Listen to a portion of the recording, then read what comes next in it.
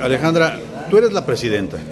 Yo soy la presidenta de la Fundación Leo Matiz y me ocupo pues de la obra de Leo Matiz, de hacer exposiciones, de llevarla a los museos, de promover su obra en los 5 continentes.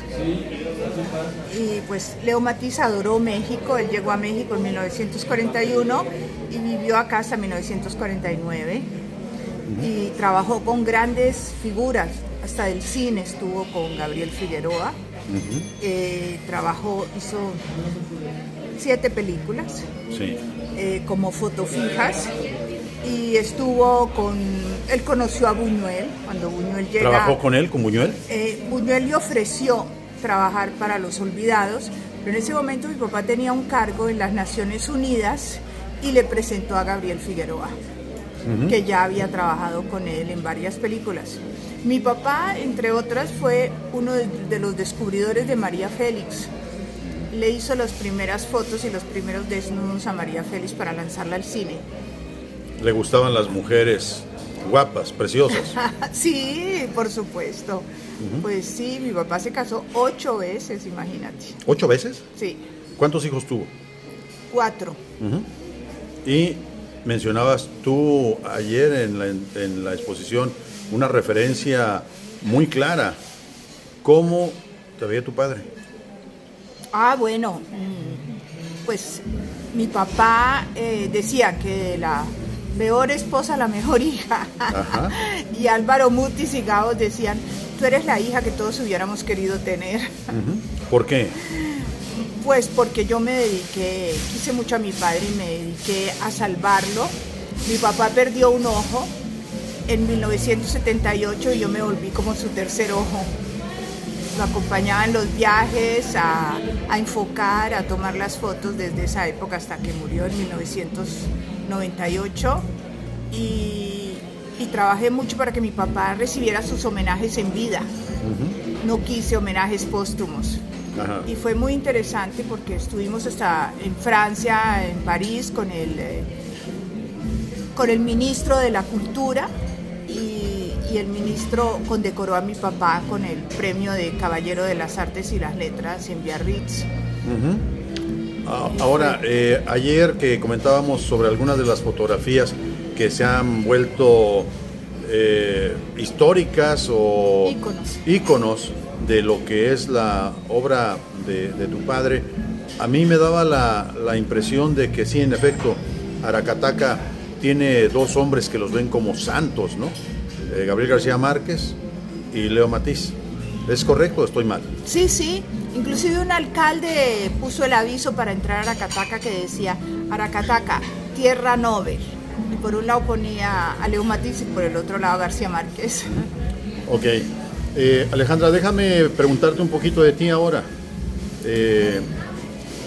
Veo que siempre o casi siempre desde que te he visto, vistes colores claros. ¿Qué significa eso?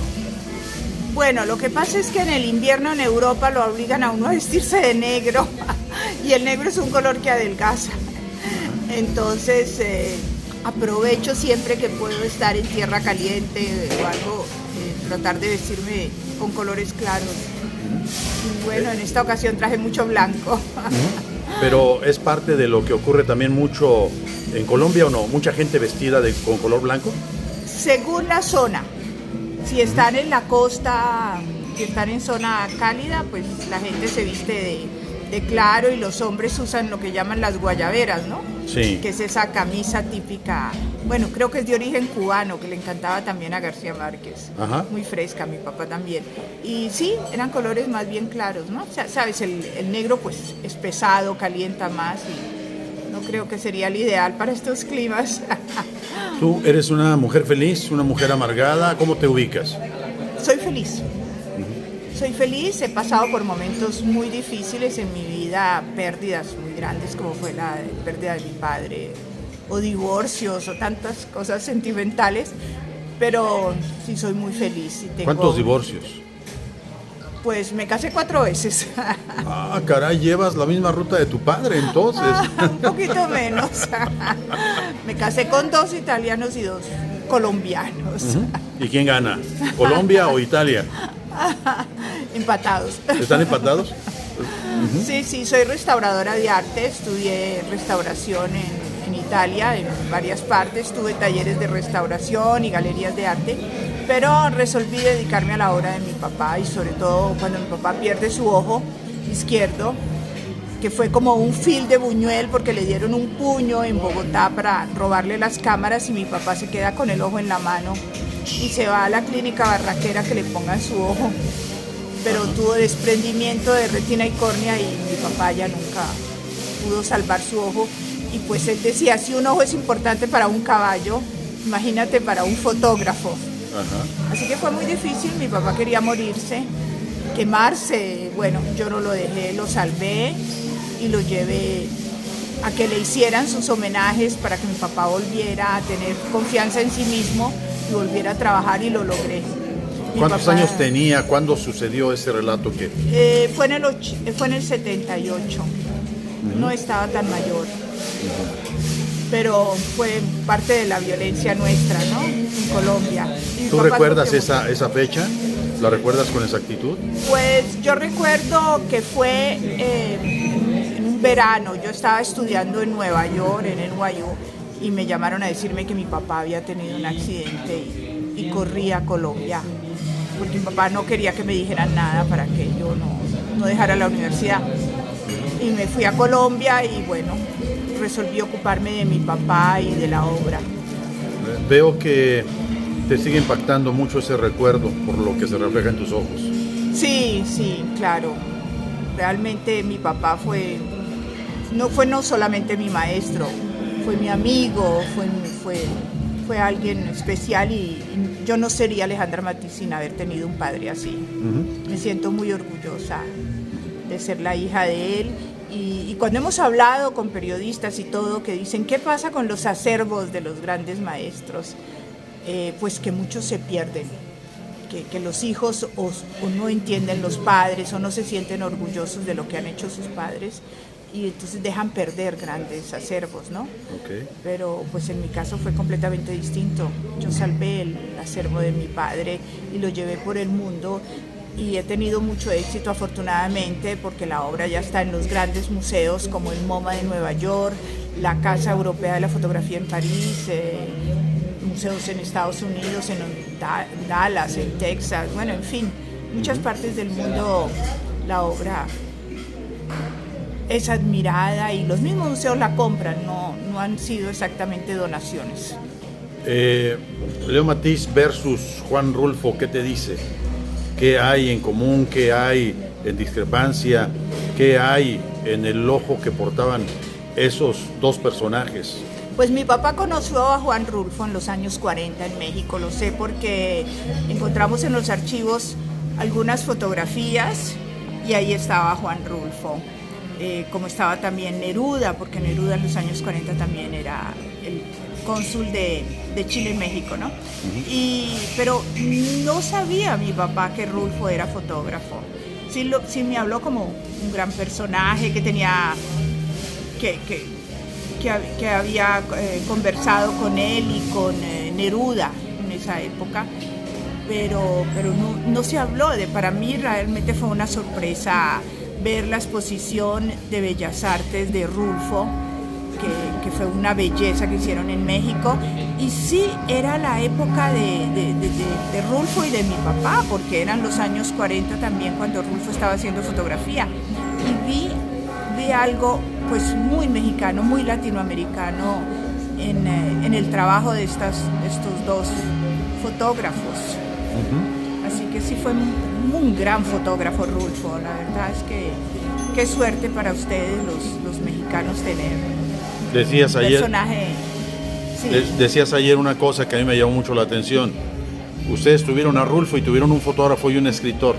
Exacto. Nosotros tenemos a Gabo y tenemos a Leo Matiz. Sí, ustedes tienen 2 en 1. Tienen como 2 premios Nobel aquí guardados, ¿no? Qué maravilla, sí. No, creo que no se había dado mucho en la historia, ¿no? Un fotógrafo de esta talla y un escritor. Sí. Finalmente, déjame preguntarte algo algo muy personal. ¿Eres bonita? Pues creo que fui muy bonita. Todavía para mi edad, pues me siento una mujer agradable, con personalidad. Y como decía mi abuela, cuando sí es joven hay que arreglarse para gustar. Y cuando ya se está mayor, para no disgustar. Ajá. Entonces trato siempre de estar maquillada, arreglada. Bueno, me encanta el teatro, así que me transformo, ¿no? Eso. Y estoy haciendo un libro que tú no vas a creer. Se llama Geisha Latina.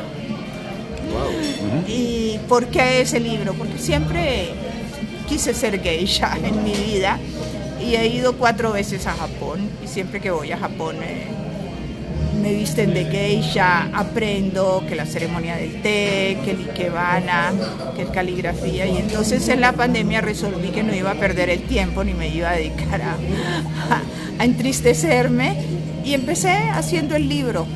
Y el libro ya va siendo una realidad, me lo está diseñando un gran diseñador mexicano que se llama Germán Montalvo, que trabajó con rojo. Y bueno, son fotos de diferentes épocas mías, del Japón y aquí en México, y después tomé unos con una Vespa para darle un toque italiano, ¿no? Entonces es una geisha en una Vespa que nadie la ha visto. Ajá. Entonces también va a tener mucho de humor y es un libro de fotografías y algo inspirado en lo que estábamos hablando aquí en tu taller de las poesías japonesas, ¿no? Los haikus. Uh-huh. Entonces va a tener algo de haikus, origami, va a ser como un libro de autor. Uh-huh. Okay. Que ya con mucha fotografía. Con mucha fotografía de geisha. Y recuerdo que cuando yo tenía 8 años le dije a mi papá, papá, ya decidí lo que voy a hacer. Voy a ser geisha. ¿Cómo? Las colombianas no son geishas. ¿Quién le metió esas ideas en la cabeza? Le dije, no, sí, yo voy a ser geisha y tú te vas a venir conmigo a Japón. Vamos a ir. Entonces eso fue como un reto que me quedó toda la vida. Uh-huh. Okay. Así que bueno, muy divertido. Ayer comentabas algo que a mí me sorprendió mucho, la posibilidad de provocar un certamen de fotografía para los jóvenes de la zona rulfiana, para que pudieran conocer el pueblo de tu padre, de García Márquez. ¿De qué se trata esa idea que Pues que mira, lanzaste? yo lancé esa idea en Colombia, que no lo hicieron, pero ustedes también tienen un Rulfo fotógrafo. Entonces yo creo que pueden hacer el niño fotógrafo y dar un premio Juan Rulfo. Y entonces mi idea es que una empresa de esas que importan camaritas, pueden ser camaritas inclusive chinas, aunque si no nos gusta tener cosas chinas o de otra nacionalidad, ¿no? Y que se consigan unas 50 cámaras, yo diría, y hacer un concurso de niños. Mira, los niños ven cosas que nosotros no vemos, absolutamente. ¿Qué tal un día de los niños en San Gabriel, en Comala? ¿Cómo ven el pueblo ese día? Y se hace un concurso. Eso sería lindísimo, porque ¿qué tal? Se salga. Y después alguna frase del libro, de los escritos de Rulfo debajo de la foto, que acompañe la foto. Entonces yo creo que podría ser algo bellísimo, y después ese concurso lo podemos llevar a Aracataca. Okay. Inventamos lo mismo en Aracataca y hacemos ya una hermandad con los niños. Ajá. De ahí pueden salir muchas cosas. Uh-huh. Puede salir un viaje, puede salir algo, pero háganlo. Okay. Y creo que a Mae le gustó mucho la idea. Uh-huh. Dijo Ya. que lo... De acuerdo. Finalmente, Alejandra Matiz, ¿cómo te gustaría ser recordada?